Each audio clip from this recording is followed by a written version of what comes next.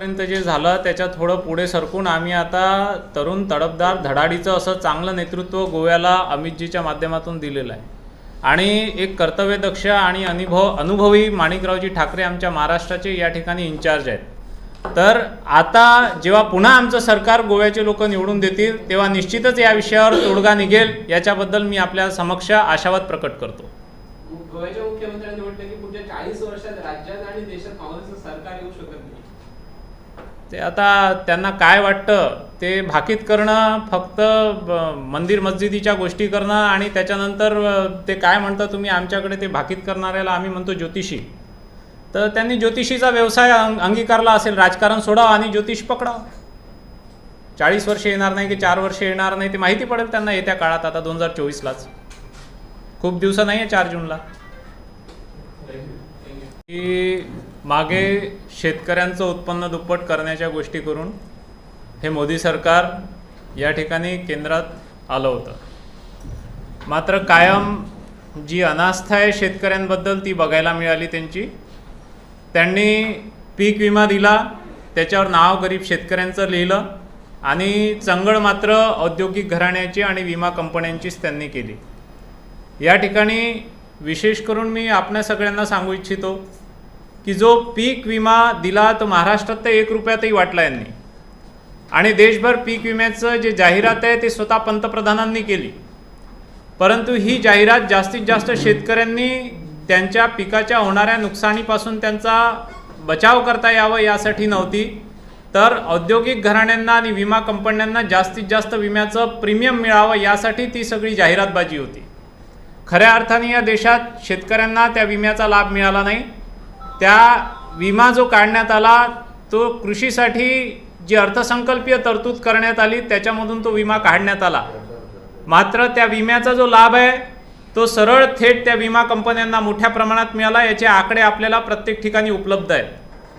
त्याच्यानंतर उत्पन्न दुप्पट करण्यासाठी आम्ही MSP देऊ म्हणून मोठमोठ्या भीमबेदी गर्जना यांनी केल्या, घोषणा केल्या, मात्र या ठिकाणी फार्म इनपुट्सची महागाई इतकी वाढली, खत वाढलं, बियाणं वाढलं, डिझेल वाढलं, त्याच्यामुळे फार्म इम्प्लिमेंट्सचे रेट्स वाढले, त्याच्यामुळे तुमची नागरटी वखरण सगळं काही महाग झालं। तिकडे जे आपल्याला फार्म इनपुट्स लागतात, शेतीसाठी उपयुक्त संसाधनं लागतात, त्याच्यावरती GST सुद्धा लावण्यात आला आणि शेतीची जी लागत आहे ती लागत खूप मोठ्या प्रमाणात वाढली आणि हमीभाव मात्र त्या प्रमाणात वाढवला गेला नाही। हमीभाव ठरवणारी जी यंत्रणा आहे ती संपूर्णपणे सदोष यंत्रणा आहे। कृषी मूल्य आयोगाने जे वाढलेले भाव आहे ते विचारात घेतले नाही, अतिरिक्त श्रम विचारात घेतले नाही आणि स्वामीनाथन आयोगाचं सांगून जे सरकार राज्यावर आलं होतं आणि सांगत होतं की स्वामीनाथन आयोगाच्या शिफारसीनुसार आम्ही हमीभाव देऊ, ते देण्यासाठी हे सबशेल फेल ठरलं आहे। हे सरकार नापास ठरलं आहे शेतकऱ्यांच्या बाबतीत। देशातल्या शेतकऱ्यांमध्ये प्रचंड असंतोष या शासनाबद्दल, या सरकारबद्दल आहे। अशा वेळेस खऱ्या अर्थाने कृषीप्रधान देशातली शेती दुरुस्त करणे आणि शेतीला प्रथम फोकस करणे आणि शेती प्रश्नांची अगत्याने उकल करणे हे गरजेचं असल्यामुळं शेतकऱ्यांसाठी आता जर काँग्रेसचं सरकार आलं तर काय आमची जबाबदेही राहणार आहे, कशा प्रकारे आम्ही शेतकऱ्यांसाठी काय उपाययोजना राबवणार आहोत, या प्रकारचे काही गोष्टी मी आपल्या सगळ्यांमध्ये सांगू इच्छितो की किसान न्याय गॅरंटी घेऊन काँग्रेस येणार आहे आणि काँग्रेसचं असं म्हणणं आहे की MSP हा खऱ्या अर्थाने व्यवस्थित पद्धतीने शेतकऱ्यांना मिळाला पाहिजे। या ठिकाणी हमीभाव केंद्र, खरेदी केंद्र सुरू होतात, ते नेमके शेतकऱ्यांचा माल जेव्हा व्यापाऱ्यांच्या घशात जातो त्याच्यानंतर सुरू होतात आणि संपूर्ण शेतकऱ्यांचा माल घेण्याआधीच बंद होतात। हमने इतना % MSP में खरीदा, उतना % MSP में खरीदा, ह्या फक्त घोषणा ऐकायला मिळतात, मात्र प्रत्यक्षात MSP माल शेतकऱ्यांचा विकत घेतला जात नाही आणि सदोष पद्धती MSP ठरवण्यासाठी वापरण्यात येते। त्या ठिकाणी पद्धतशीर MSP ठरवण्याच्या योग्य त्या पद्धतींचा अवलंब करून MSPला कायद्याचं स्वरूप देण्याचं काँग्रेस पार्टीने ठरवलेलं आहे। त्यानंतर पीक विमा मी तुम्हाला सांगितला, पीक विमा कंपन्या या काही चॅरिटी इन्स्टिट्यूशन्स नाहीत, त्या प्रॉफिट मेकिंग ऑर्गनायझेशन्स आहेत। त्या शेतकऱ्यांच्या कायम तोट्यात असलेल्या शेतीला न्याय देऊ शकत नाही, विमा देऊ शकत नाही। ज्याप्रमाणे देशात आपल्याकडे या ठिकाणी व्यापाऱ्यांना, उद्योजकांना विमा मिळतो, साधा आपल्याला मोटर इन्शुरन्स मिळते की आपल्या गाडीने जर ॲक्सिडेंट झाला तर आपल्याला ट्रायपार्टिक इन्शुरन्ससुद्धा असतं आणि कॅशलेस इन्शुरन्ससुद्धा असतं. गाडी सरळ आपण नेली की त्याची मरम्मत होऊन जाते आणि आपल्याला गाडी तशीच परत मिळते. परंतु शेतकऱ्यांचं नुकसान झाल्यावर अशा प्रकारची विमा भरपाईची कोणतीच पद्धत नाही. समजा मी मेलो तर माझा विमा माझ्या बायकोला मिळतो, पण शेती विम्याची पद्धत अशी आहे की समजा मी मेलो तर आजूबाजूच्या 4 घरांना विचारण्यात येईल की तुझा नवरा मेला का, तुझा नवरा मेला का, तुझा नवरा मिळाला का, आणि 4 लोक आजूबाजूचे जर मेले असतील तरच याला फक्त इन्शुरन्स मिळेल. ही कोणती पद्धत विम्याची आहे? ही कोणती पद्धत, कुठली पद्धत आपण विम्याची अवलंब करतो? तर प्रत्येक इंडिव्हिज्युअलला विमा हा मिळाला पाहिजे. शेतीसाठी नुकसानीचे विविध प्रकार आहे. कधी आसमानी सुलतानी संकट येतं, कधी आग लागतं, कधी एखादं बियाणं खराब निघतं. अशा असंख्य कारणं आहे ज्याच्यामुळे शेतीचे नुकसान होऊ शकतात. तर अशा प्रकारच्या शेतीच्या नुकसानांना आणि शेती नुकसान झाल्यानंतर वर्षभर विम्याची भरपाई मिळत नाही. तिकडे व्याज जे लागतं आम्ही जे कृषी कर्ज घेतो त्याच्यावरती व्याज आम्हाला सारखं लागत राहतं. तर अशा परिस्थितीत काँग्रेस पक्ष सांगतोय की विम्याची भरपाई कमिटेड पिरियडमध्ये मिळायला पाहिजे. तर 30 दिवसाच्या आत कुठल्याही परिस्थितीत जो शेतीचा विमाधारक शेतकरी आहे त्याचं कोणत्याही कारणास्तव त्याच्या शेतीचं जर नुकसान झालं तर 30 दिवसाच्या आत त्याला विम्याची भरपाई मिळेल. त्याच्यानंतर तशी ऋणमुक्ती आयोग निर्माण करून, शेतकऱ्यांसाठी ऋणमुक्तीचा आयोग निर्माण करून शेतीवरचं सगळं कर्ज माफ करण्यात येईल. त्याच्यानंतर GST फ्री ॲग्रिकल्चर आम्ही पाहू.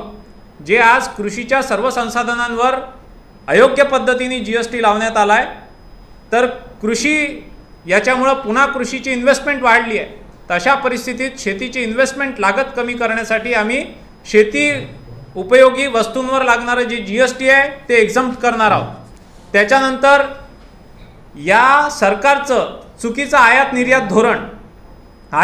धोरण हे कृषीप्रधान देशात कृषीच्या पूरक असणं अति आवश्यक आहे. या ठिकाणी आपण बघतो देशातली तूर जशीच्या तशी राहते आणि भाव वाढू नये, महागाई वाढू नये म्हणून आपण तूर आयात करतो. देशातला शेंगदाणा जसाच्या तसा राहतो, आपण बाहेरून आयात करतो.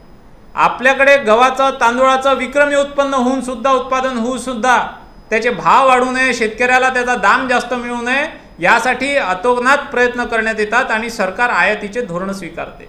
यासाठी correct import export policy decide करणं खूप गरजेचं आहे. तर आम्ही दुरुस्त अशी आयात आणि निर्यातीचे जे धोरण आहे ते ठरवू. त्याच्यासाठी देशांतर्गत होणाऱ्या उत्पादनाची अचूक नोंद असणं आवश्यक आहे. शेतीच्या उत्पादनात होणारी लागत कमी करणं गरजेचं आहे आणि शेतीला प्रॉफिटेबल नफा देणारा व्यवसाय बनवणं गरजेचं आहे. अशा प्रकारच्या किसान न्याय गॅरंटी म्हणून काँग्रेस पक्ष या ठिकाणी शेतकऱ्यांना दिलासा देण्यासाठी आणतोय.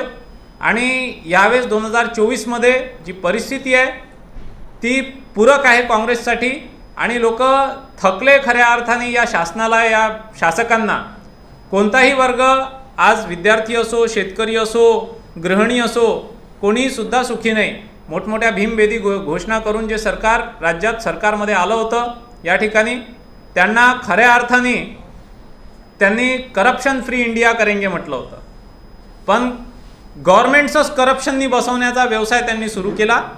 अशा सर्व परिस्थितीत शेतकऱ्यांना धीर देण्यासाठी ही किसान न्याय गॅरंटी या ठिकाणी काँग्रेसने आणली आहे आणि ही किसान न्याय गॅरंटी शेतकऱ्यांपर्यंत पोहोचवण्यासाठी आणि आमचं सरकार आलं तर शेतकऱ्यांसोबत कोऑर्डिनेट करून घेण्यासाठी विशेषतः सर्व राज्यांमध्ये आम्ही आमचं किसान काँग्रेसचं संघटन बनवलं आहे.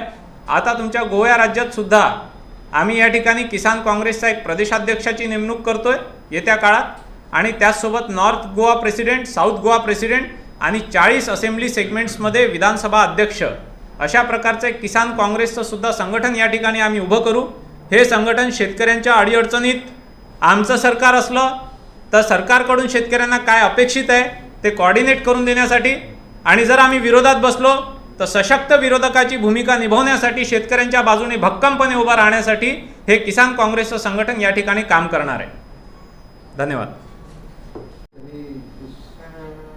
आम्ही 10 वर्ष आधी होतो तेव्हा आमच्याकडून ज्या अपेक्षा शेतकऱ्यांच्या असतील त्या पूर्ण झाल्या नाही म्हणून शेतकऱ्यांनी सत्ताबदल घडवलं आणि त्या ठिकाणी भाजपावर विश्वास ठेवून या पंतप्रधानांनी ज्या घोषणा केल्या त्याच्यावर विश्वास ठेवून लोकांनी यांना निवडून दिलं.